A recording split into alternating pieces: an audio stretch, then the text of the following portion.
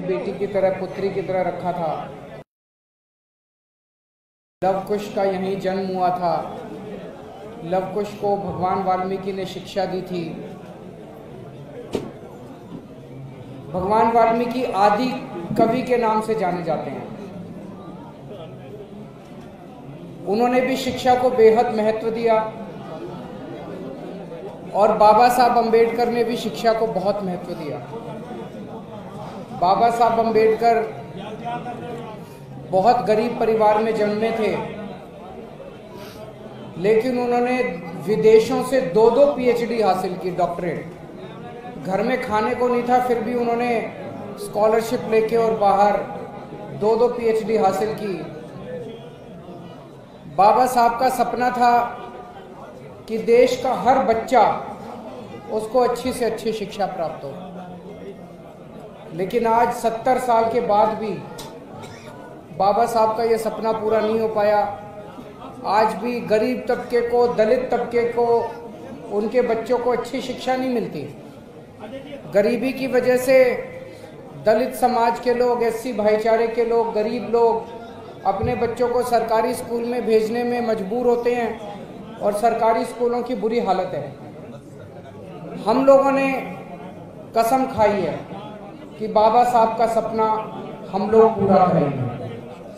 जैसे दिल्ली में हम लोगों ने सरकारी स्कूल शानदार किए, उसी तरह से आज इस पवित्र स्थान पे मैं कसम खा के जा सरकार बनेगी। एससी भाईचारे के एक एक बच्चे को अच्छी से अच्छी शिक्षा देने की, जो शिक्षा अमीरों के बच्चों को मिलती है, ऐसी अच्छी से अच्छी शिक्षा देने की जिम्मेदारी हमारी होगी। सबको अच्छी से अच्छी शिक्षा देंगे। बाकी पार्टियों, बाकी सरकारें जो मर्जी वादे करें, लेकिन आज तक किसी ने आपको ये नहीं आके कहा होगा कि आपके बच्चों को हम अच्छी शिक्षा देंगे। नहीं किया। मैं कह रहा हूँ कि हम आपके बच्चों को अच्छी शिक्षा देंगे। आपके बच्चों को एक पीढ़ी के अंदर अगर हमने अच्छी शिक्षा दे दी, एक पीढ़ी के अंदर पूरे समाज की गरीबी दूर हो जाएगी और पूरा समाज बाकी समाज के साथ कंधे से कंधा मिला के चलेगा।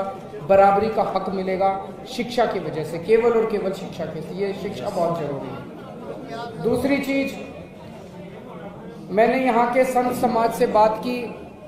संत समाज का कहना है कि श्राइन बोर्ड यहाँ पे भंग करके, और समाज का मंदिर है, समाज का पवित्र स्थान है, समाज को उसको चलाने की जिम्मेदारी मिलनी चाहिए। इस बात से हम पूरी तरह से सहमत हैं। हम सरकार बनने के ऊपर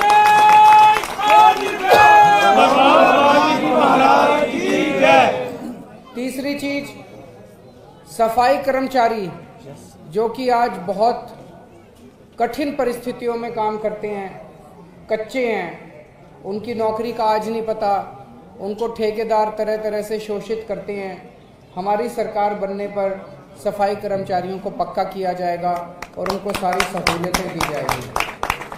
और चौथी चीज कि अभी भी मैनुअल स्कैवेंजिंग, उसको इसमें क्या बोलेंगे पंजाबी में, सीवरमैन, वो जो सीवर के अंदर आज भी घुस के खुद हाथ से साफ करते हैं विदाउट किट। 21वीं सदी में हम लोग चले गए। ऐसे में मजबूरी के अंदर लोगों को आज भी सीवर के अंदर खुद घुस के ये काम करना पड़े, ये सही नहीं है। गैस बनती सर मौत। हमने दिल्ली में उन लोगों को, एससी भाईचारे के लोगों को मशीनें खरीद के दी हैं।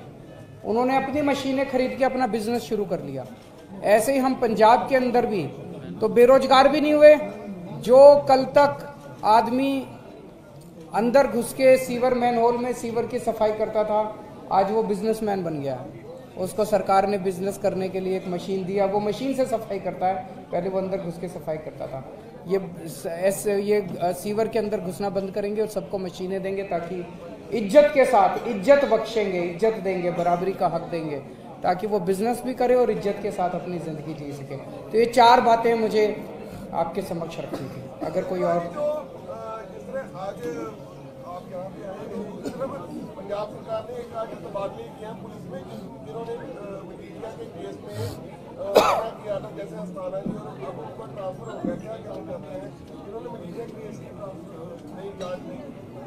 देखो जी, लीपापोती चल रही है, बाकी तो और कुछ नहीं है। एफआईआर दर्ज की उन्होंने और खूब बड़ी बड़ी हमने एफआईआर कर दी। 5 साल लग गए उनको एक एफआईआर दर्ज करने में।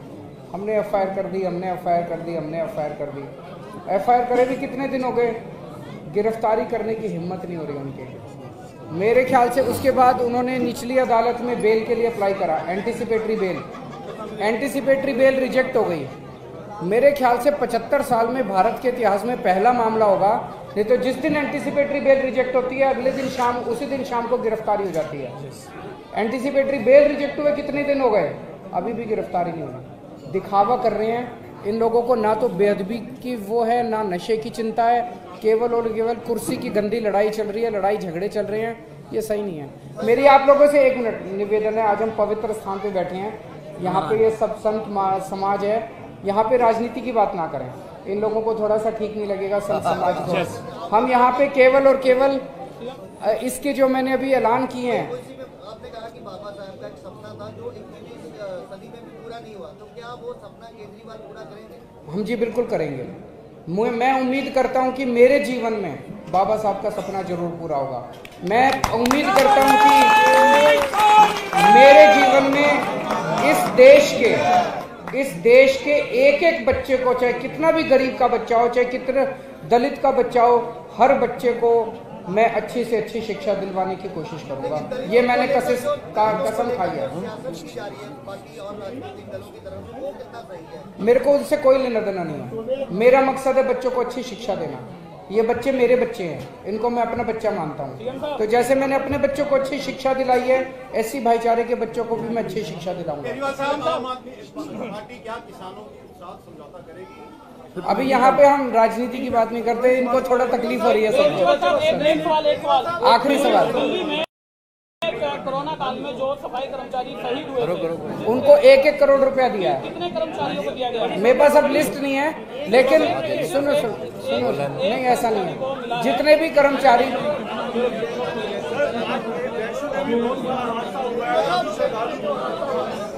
वैष्णो देवी में, हाँ, मैं सुबह जैसे ही हम सो के उठे और नए साल के उस पर इतनी दुखद खबर हमें सुनने को मिली कि वैष्णो देवी में स्टैम्पीड हुआ और स्टैम्पीड में 13 लोगों की मौत हो गई है। और इतने पवित्र स्थान पे वो गए थे। मैं भगवान से प्रार्थना करता हूँ कि उनको सबको अपने चरणों में स्थान दे, उनकी आत्मा को अपने चरणों में स्थान दे और घायल जल्द से जल्द ठीक हो।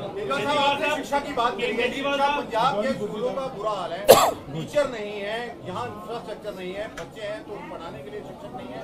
आपकी सरकार आती है तो क्या इन शिक्षकों की भर्ती की जाएगी, या जिस तरह से पहला जिस तरह से दिल्ली में चल रहा है गेस्ट टीचर, उस तरह रखे? नहीं, अच्छे शिक्षक रखे जाएंगे, पक्के शिक्षक रखे जाएंगे। दिल्ली में सर्विसेज हमारे पास नहीं है, पूर्ण स्टेट दे दो, देखो दिल्ली में क्या करिश्मे करके दिखाते हैं।